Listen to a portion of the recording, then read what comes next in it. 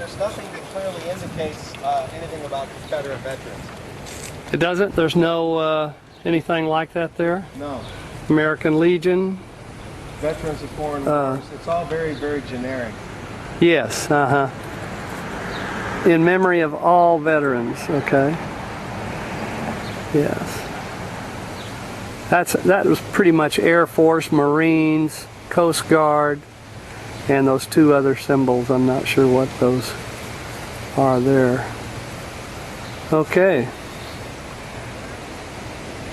All right, we're live streaming. Okay. So we'll go over to this. Oh, I see the stars and bars here. Yeah. Yes. We live? Yes, we're live. Mark Anderson with American Free Press here in association with videographer Ron Avery. We're in south central Texas, Bastrop County. And this here is a Confederate Memorial on the county courthouse grounds in Bastrop County.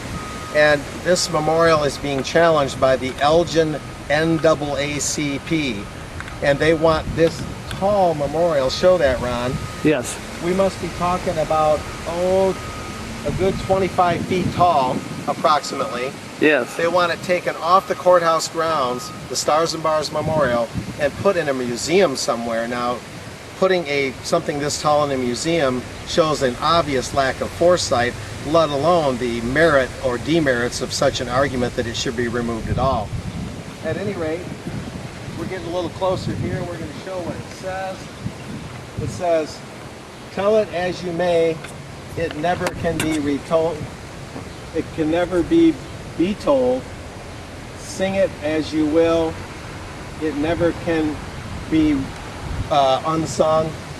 The story of the glory of the men who wore the gray." It's a little hard to read, the etchings are fading. I see. But yes. It's about the glory of the men who wore the gray. And of course many in our culture think that the North wore the white hats, that the North was blameless, and that the war was all about slavery.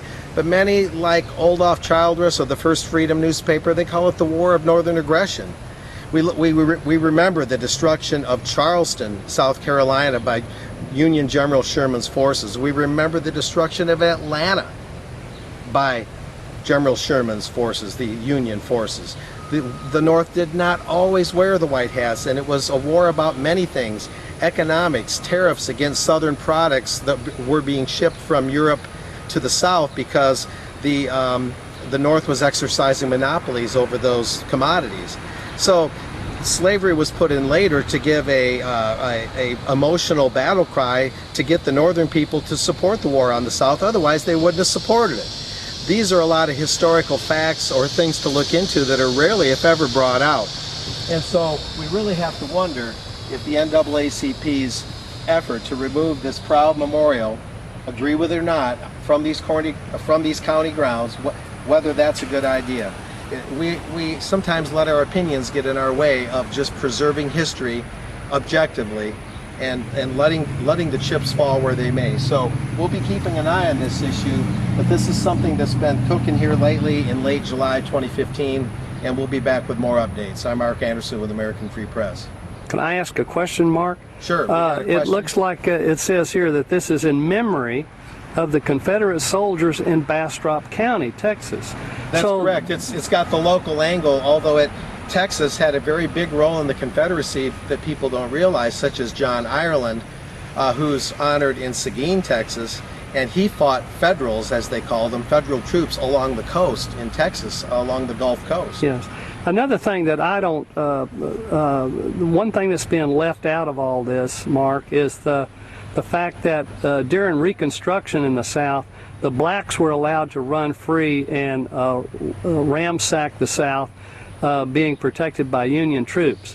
The whole town of Brenham was burnt to the ground by blacks. Brenham, Texas? Brenham, Texas, and that town is built on my great-great-great-grandmother Arabella Gray Harrington's Spanish land grant that she received coming in with Austin. Wow, that's interesting. That's right, and we happen to know that Brenham was burnt to the ground by blacks under Union troop protection. Yeah, I mean, a crime is a crime regardless of the color of the perpetrator. You know, we have to keep a unbiased attitude in terms of how we assess those sorts of things. At any rate, this is the story that's going on, and the NAACP of Elgin apparently just started this effort, and these kind of things are going on all over. It's almost as if the North is still trying to conquer the South, still taking down whatever remnant of the stars and bars, the Southern flag that still remain. And that's erasing history. That's not understanding history, and that's not American.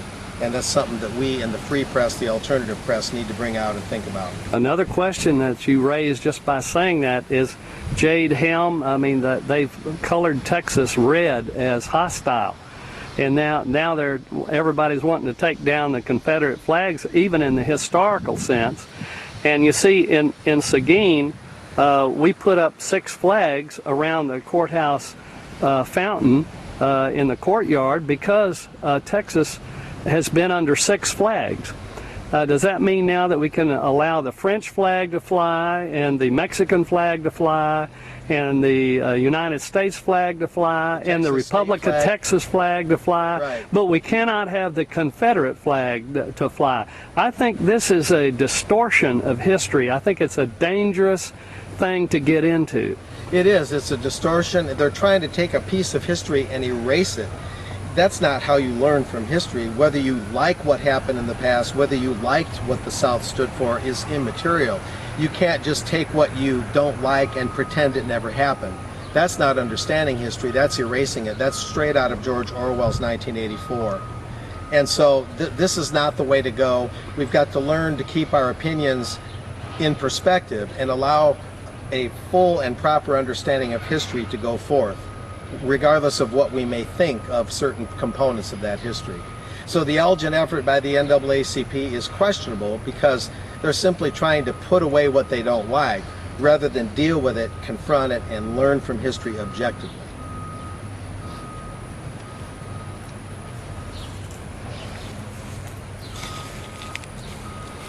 Okay, it says here it's erected by the United Daughters of the Confederacy of Bastrop, chapter number 1020, June 3rd, 1910.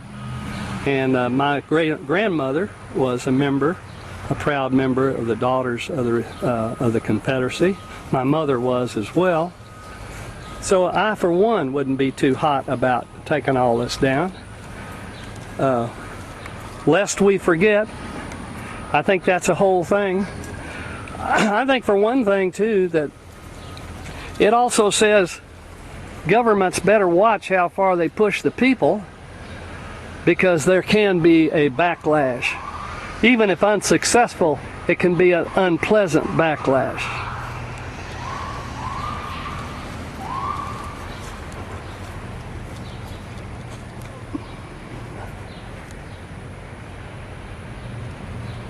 All right. You want to sign us off, Mark? Thanks for watching this segment on the Bastrop County Confederate Memorial on the grounds of the county courthouse. We'll see you next time. American Free Press in association with Ron Avery, the videographer.